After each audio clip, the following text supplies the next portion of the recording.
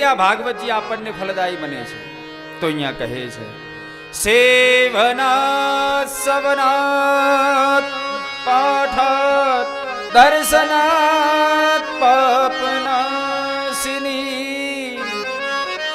એક આનું સેવન કરવાથી, શું કરવાથી? સેવન એટલે આની સેવા કરવાથી. આની સેવા કરો ને તો એ ફળ મળે. શું સેવા? ભગવાનની જ્યાં પોથીજી પધરાયા હોય, જ્યાં ભગવાન બિરાજ્યા હોય ત્યાં કચરો વાળી દઈએ, બધું સરખું કરી દઈએ, બધું ઠીક કરી દઈએ, એ સેવા જ છે.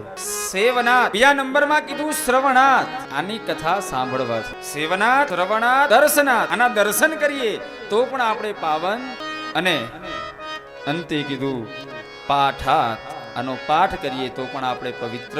ચાર પ્રકારે શ્રીમદ ભાગવત મહાપુરાણ જીવને પવિત્ર કરે છે, પાવન કરે છે, અને આ સંસારમાંથી એને મુક્ત કરવાનું જો કોઈ સામર્થ્ય ધરાવતું હોય તો તે શ્રીમદ ભાગવત છે.